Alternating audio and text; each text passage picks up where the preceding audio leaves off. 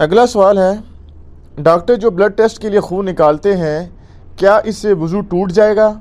Drip لگاتے ہوئے جو تھوڑا سا بلڈ نکلتا ہے کیا وہ وضو توڑ دیتا ہے؟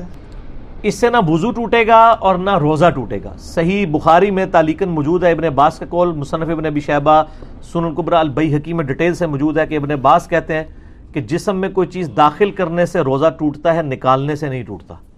تو روزہ بھی نہیں ٹوٹے گا اگر خون کسی کا نکلا ہے نکالے بلڈ ٹیسٹ کے لیے، یا ڈرپ لگائیں گے تو ظاہر ہے وہ تو داخل کر رہے ہیں، اس سے تو آپ کا روزہ ٹوٹ جائے گا۔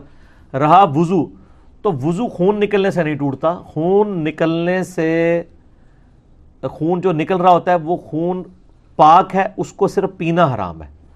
جو قرآن حکیم میں کم از کم 4 مقامات پہ ہے کہ تمہارے لیے حرام ہوا خنزیر کا گوشت، بہتا ہوا لہو، مردار، اور وہ حلال چیز بھی جس پہ غیر اللہ کا نام لیا جائے قربان کرتے وقت، یہ 4 چیزیں حرام کی گئی ہیں۔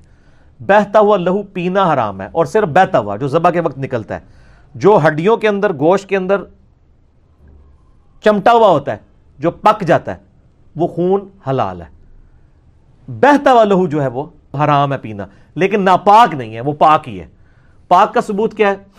اصل میں جن لوگوں نے وضو توڑنے کا مسئلہ نکالا، یہ امام حنیفہ کا صرف موقف ہے، باقی تینوں اماموں کا اور حدیث کے سارے اماموں کا یہ موقف ہے کہ خون سے وضو نہیں ٹوٹتا۔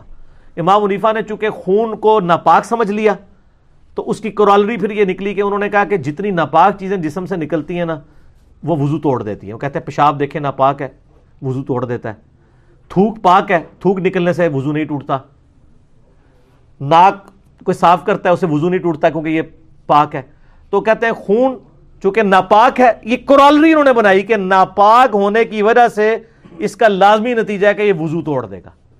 وہ چونکہ بنیاد ہی غلط ہے کہ وہ ناپاک ہے، یہ غلط ہے، ورنہ تو صحابہ کرام کے لیے مصیبت کھڑی ہوتی، جو بیچارے ہر وقت زخموں میں ہی رہتے تھے، جہادوں میں ہی رہتے تھے، ان کی تو مصیبت کھڑی ہوتی۔ امام بخاری نے صحیح بخاری میں باقاعدہ باب باندھا ہے کہ خون پاک ہے، اور ابو داؤد میں تو وہ حدیث بڑی مشہور ہے، شروع میں آپ کو پہلے جلد میں ہی مل جائے گی، کہ ایک صحابی کو ایک زخم کے دوران، ایک جنگ کے دوران وہ پیرے پہ معمور کیا نبی علیہ السلام نے، تو کافروں نے رات کے وقت حملہ کیا، ان کو تیر لگے، ان کا جسم سے خون نکلنا شروع ہوا، لیکن وہ نماز پڑھ رہے تھے اس حالت میں۔ انہوں نے نماز تسلی سے اپنی مکمل کی، بعد میں آئے، جسم خون و خون تھا، تو دوسرے ساتھیوں نے کہا آپ ہمیں جگا لیتے۔ تو انہوں نے کہا کہ میں نے ایک صورت شروع کر لی تھی، تو میں نے یہ برا سمجھا کہ میں اس کو مکمل کیے بغیر جو تہاڈی فون کال وج جائے تو تہاڈی نماز نہ مختصر ہو جاندی ہے، ان کو تیر لگ رہے ہیں۔ اس حدیث سے امام ابو داؤد نے باب باندھا ہے کہ خون نکلنے سے وضو نہیں ٹوٹتا، ورنہ تیر لگے تو کتنا بہتا ہوا ہی خون نکلا ہے نا، خالی چھوٹا سا خون تو نہیں تھا، بہتا ہوا لہو تھا۔ یہ حدیث اس بات کا ثبوت ہے کہ خون نکلنے سے وضو نہیں ٹوٹتا، اور دوسرا یہ کہ خون پاک بھی ہے۔ جب خون پاک ہے تو وضو بھی نہیں توڑے گا۔ تو یہ صرف امام حنیفہ کا موقف ہے، اور یہ ان کا موقف شاذ ہے۔ باقی سارے امام شافعی، امام مالک، احمد بن حنبل اور اماموں کا کوئی کمال نہیں، یہ حدیث ہے۔ یہ حدیث اگر آپ کو میں بتاؤں اور اماموں کے اقوال نہ بتاؤں، آپ بھی رزلٹ نکالیں گے، کوئی نہیں ٹوٹتا۔ یہ خام خواہ ہوا بنایا ہوا ہے جی، وہ جی ہم مسئلے کیسے پتہ چلیں گے جی، وہ بیوی کو ہاتھ لگانے سے ٹوٹتا ہے کہ نہیں ٹوٹتا، وہ سر بخاری مسلم میں موجود ہے۔ سیدہ عائشہ کہتی ہیں حجرہ تنگ تھا، نبی علیہ السلام نماز پڑھا کرتے تھے، اس وقت ہمارے گھروں میں چراغ نہیں ہوتے تھے، میں سامنے ہی لیٹی ہوتی تھی، جب آپ سجدے میں جانے لگتے میرے پاؤں ٹو دیتے، میں پاؤں سمیٹ لیتی، آپ سجدہ کرتے، جب قیام میں جاتے میں دوبارہ ٹانگیں سیدھی کر لیتی۔ تو امام بخاری نے باقاعدہ اس سے رزلٹ نکالا ہے کہ بیوی کو ہاتھ لگانے سے وضو نہیں ٹوٹتا، اور سامنے لیٹی ہوتی تھی سیدہ عائشہ۔ تو وہ مذاق پھر بناتے ہیں، جی ایک بندہ تھا جی، وہ جب بیوی کو ہاتھ لگایا اس وقت وہ حنفی بن گیا، بعد میں تھوڑی دیر بعد اس کو ٹھوکر لگی، خون نکلا، پھر وہ شافعی بن گیا۔ تو آپ اپنے مرضی کے، سر ہم اپنے مرضی کے دین پہ نہیں چل رہے نا، مرضی کے دین پہ نہیں چل رہے، کتاب و سنت کے اوپر چل رہے ہیں۔ ادھر بھی ہم اپنے امام محمد رسول اللہ کو مانتے ہیں، ادھر بھی اپنے امام محمد رسول اللہ کو مانتے ہیں، اور آپ کے جو امام ہیں جن کو جہاں پہ غلطی لگی ہم ان کو چھوڑ دیتے ہیں۔ کیوں؟ کیونکہ نام ہے بابی، نام ہے بابی، میں ہوں مسلم علمی کتابی، خام خواہ مذاق بنایا ہوا ہے۔ اور یہ اتنے ڈرپوک ہیں اس طرح کے مسئلوں میں کہ فضائل اعمال کے اندر عرض کر دیں، انجینئرنگ بھی تھوڑی بہت کرنی چاہیے نا۔ فضائل اعمال میں صحابہ کرام کی جو ایک کمٹمنٹ کے اوپر جو واقعات انہوں نے نقل کیے نا، اس میں یہ بھی واقعہ نقل کیا ہے کہ نماز میں ان کی کیا کنسنٹریشن ہوتی تھی۔ یہ واقعہ انہوں نے ابو داؤد سے نقل کیا کہ جی وہ تیر لگتے رہے اور وہ نماز پڑھتے رہے، اور اس میں تو الفاظ ہیں ابو داؤد میں کہ وہ صحابی کہتے ہیں میں رات کو ڈیوٹی کر رہا تھا تو میں نے کہا ٹائم کیوں ضائع کروں، میں نفل کیوں نہ پڑھوں اتنی دیر کھڑے ہو کے۔ نیند بھی نہیں آئے گی اور قرآن بھی پڑھتا رہوں گا، کیونکہ انہیں پتا تھا قرآن میں کیا ہے، عربی ان کی زبان تھی۔ اچھا یہ انہوں نے واقعہ لکھا کہ جی وہ ابو داؤد سے واقعہ تو ٹھیک ہے، تین لگتے رہے، نماز پڑھتے رہے۔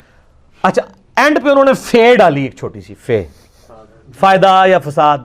پہلے وہ فائدہ ہوتا تھا، آج کل اس سے فساد کھڑا ہو گیا کیونکہ انجینئرنگ کا دور آ گیا نا۔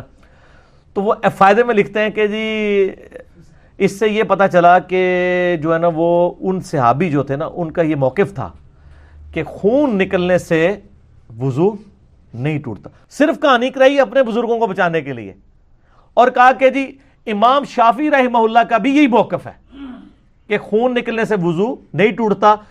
ہو سکتا ہے کہ وہ صحابی بھی اسی مذہب پر ہوں۔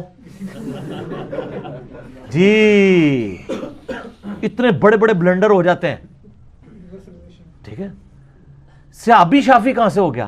ویسے ٹھیک ہی کہتے ہیں، پتہ کیوں؟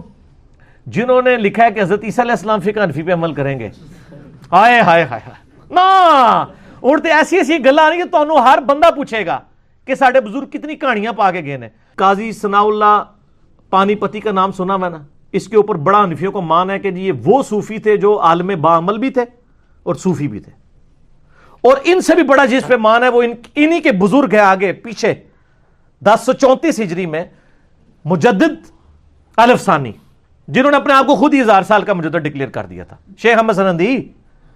انہوں نے اپنے مکتوبات میں لکھا اور پانی پتی نے بھی نقل کیا ہے، اور مکتوبات میں لکھتے ہیں، وہ ہم جے پی جی بھی لگا لیں گے، انہوں نے اپنے مکتوبات میں لکھا ہے کہ ہمارے بزرگوں نے تو کشف کے ذریعے دیکھا ہے کہ حضرت عیسیٰ علیہ السلام بھی جب اتریں گے نا قرب قیامت میں، وہ بھی فقہ حنفی کے اوپر عمل کریں گے۔ وہ توڑا مسلح نے ہوڑی کھوڑ گیا ہے اثر، وہ اب غلطی ہوگی، ان کو بتائیں کہ وہ فقہ حنفیہ بریلویہ پہ عمل کریں گے یا فقہ حنفیہ دیوبندیہ پہ؟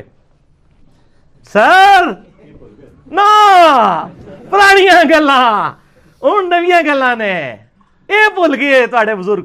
لیکن بزرگوں کو کیا پتا تھا؟ بزرگوں کو علم غیب تو نہیں ہوتا، ان کو کیا پتا تھا کہ یہ پھر دو تے ہن تک بنے نے، ہو سکتا ہے اور اگے دو پھر بڑھ جان، پتہ نہیں آگے کتنے بنے۔ تو لکھا ہے فقہ حنفی کے مطابق عمل کریں گے، اور کشف کے ذریعے ہمارے بزرگوں نے دیکھ لیا۔ پھر یہ کہانی جب کرائی تو پھر شرم آئی کہ یار لوگ کیا کہیں گے کہ یہ آپ کیا کر رہے ہیں؟ تو ان کا نہیں، وہ اصل میں وہ بھی اجتہاد کریں گے، اور ان کا اجتہاد امام حنیفہ سے مل جائے گا۔ لیکن سر امام حنیفہ سے ملنا کافی نہیں ہے، امام حنیفہ کے کس بچے کے ساتھ ملے گا؟ دیوبندی بچے کے پاس یا بریلوی بچے کے ساتھ؟ کیونکہ بریلوی بچہ تو کہتا ہے کہ رد المختار میں لکھا ہے کہ نبی علیہ السلام کے مبارک نام پہ انگوٹھے چومنے ہیں، اور دیوبندی کہتے ہیں کہ یہ بدعت ہے۔ تو اب حضرت عیسیٰ علیہ السلام انگوٹھے چومنے والے حنفی ہوں گے یا بغیر چومنے والے ہوں گے؟ اس پہ میں ایک گھنٹہ بول سکتا ہوں، کہانی ہے، جھوٹ ہے۔ تو کہتے ہیں مل جائے گا اجتہاد، وہ تقلید نہیں کریں گے، سر نہیں کریں گے، تو اڑے کہنے کی ضرورت نہیں ہے۔ لیکن کاش آپ کے بزرگوں نے یا آپ نے قرآن و حدیث پڑھا ہوتا۔ یہ تو ٹھیک ہے، بخاری مسلم دونوں میں حدیث ہے کہ حضرت عیسیٰ علیہ السلام تم میں قرب قیامت میں اتریں گے، وہ خنزیر کو قتل کر دیں گے، صلیب کو توڑ دیں گے، اسلامک سسٹم کو رائج کریں گے۔ لیکن سر اس کا ایک جو طریق ہے نا صحیح مسلم کے اندر، اس میں آگے بڑے زبردست الفاظ ہیں کہ جب وہ دنیا میں اتریں گے تو تمہارے، وہ راوی حدیث کہتے ہیں کہ وہ تمہارے نبی پہ جو اللہ نے کتاب نازل کی ہے نا، کتاب اللہ یعنی قرآن حکیم، کتاب اللہ اور تمہارے نبی کی سنت کے مطابق عمل کریں گے۔ سر فقہ حنفی کے مطابق نہیں عمل کریں گے۔ سر یہ جو 2-4 کہانیاں میں نے ان کی ایکسپوز کر دی اور آپ دیکھ رہے ہیں میں ہر ویڈیو میں کر رہا ہوں، یہ سر وہ ایٹم بم ہے جو ایک دفعہ ناگاساکی یا ہیروشیما پہ گرا ہے نا، تو جاپان جو اس وقت سپر پاور تھی نا اور جرمنی، وہ گھٹنے ٹیک گئی تھی امریکہ کے سامنے، اور ہم ہر لیکچر میں یہ ایٹم بم پھینک رہے ہیں کہ آپ کے بزرگوں کا یہ حال ہے کہ انہوں نے کہا کہ عیسیٰ علیہ السلام بھی فقہ حنفی پہ عمل کریں گے۔ تو جو حضرت عیسیٰ علیہ السلام کے لیے کر سکتے ہیں، اتنا بڑا رسک لے سکتے ہیں، ایک صحابی شافعی ہو گئے تو کیا ہوگا یار؟ وہ تو چھوٹا جرم ہے نا، وہ تو نبی تو نہیں نا، صحابی ہے نا، ٹھیک ہے۔ اور اس کی تعویل کریں گے، وہ کہیں گے جی وہ اسی مذہب پر ہوں گے، اس کا مطلب یہ ہے کہ وہ مذہب سیم ہے، مراد یہ نہیں کہ ان کے مقلد ہوں گے۔ آپ جتنی مرضی کہانیاں کریں، آپ کے الفاظ کا چناؤ ٹھیک نہیں ہے۔ لیکن حدیثیں ان کو کیسے پتہ ہوں؟ یہ بیچارے 7 سال فقہ حنفی پڑھتے رہتے ہیں، اینڈ پہ ایک دورہ حدیث کر دیتے ہیں۔ دورہ ایک دور تھا چائے کا، گزر گیا، اب یاد بھی نہیں کتنے سموسے کھائے تھے، کتنے کپ پیے تھے، گزر گیا۔ اب جو 7 سال چیز پڑھی وہ یاد رہے گی، یا جو آخر میں چند مہینے دورہ کیا وہ یاد کیا جائے گا؟ 7 سال مت مار چھڑ دینے، اینڈ تے حدیثاں پڑھ کے بھی نا کوئی نہیں، کوئی فرق نہیں پڑنا۔ جب آپ کو ایک کو پکا کر دیں گے ایک مسلک میں، پھر آپ حدیثیں اس لیے پڑھیں گے کہ ان حدیثوں کے جواب دیں بجائے ان حدیثوں پہ عمل کرنے کے۔ ختم مشکات، ختم فلاں، ٹھیک ہے جی، تو یہ پھر وہ کتواتے رہتے ہیں. تو خون نکلنے سے سر وضو نہیں ٹوٹتا، بے فکر رہیں. ایک کہانیاں چھاڑ دو، لوگوں کو علم دین سکھاؤ. اور میں یہ جو آپ کو ایک حسب حال کی فارم میں، یہ خبرناک کی فارم میں آپ کو ایک مزاحیہ انداز میں چیزیں اس لیے کنوے کرتا ہوں کہ تھنک آؤٹ آف باکس کریں. ہماری کسی سے کوئی ذاتی دشمنی نہیں واللہ، ہم یعنی سب کے ساتھ ہمدردی کرتے ہیں. ہم صرف یہ بتاتے ہیں کہ ایک بچہ اسمگلر کے گھر پیدا ہوا تھا، جوان ہو گیا، اب اس کو جوانی کے بعد پتہ چلا کہ میرا باپ تو ہیروئن اسمگل کر کے اس نے یہ مسجد بنوائی تھی اور یہ مدرسہ بنوایا تھا، اگرچہ میرے باپ نے داڑھی بھی رکھی ہوئی ہے. تو اب وہ کہے کہ نہیں میرا باپ غلط ہو گیا تو لہٰذا اسمگلنگ ہی جائز ہو جائے گی. ایسے نہیں ہوگا، اس کو ماننا پڑے گا اسمگلنگ غلط ہے، میرے باپ نے غلط کیا. ان کو بھی ہم کہتے ہیں آپ کے بزرگوں نے جو اتنا بڑا کھلواڑ دین کے ساتھ کیا ہے، آپ کو ماننا پڑے گا، کیونکہ آپ نے اللہ نبی کا کلمہ پڑھا ہے نا، بزرگوں کا نہیں پڑھا. اور میں یہ زانے شروع ہونے والی ایک جملہ بولوں کہ لوگوں کو تو اپنی بری اولاد کے کرتوت بھگتنے پڑتے ہیں، لیکن یہ فرقوں کے علماء اور بزرگ ایسے ہیں کہ ان کو اپنے بزرگوں کے برے کرتوت بھگتنے پڑ رہے ہیں کہ یہ دفاع کر رہے ہیں کہ نہیں یہ ہمارے بزرگوں کا یہ مقصد نہیں تھا. یہاں تو ہوتا ہے نا کہ بچے کو غلطی کر کے آتے ہیں، ماں باپ کہتے ہیں نہیں میرا پتر انجدہ نہیں ہے، تو غلط فہمی ہوئی ہے. یہ او پتر دے جڑے پیواں دے اور اپنے بزرگاں دے کرتوتاں دا حال تک دفاع کر رہے ہیں.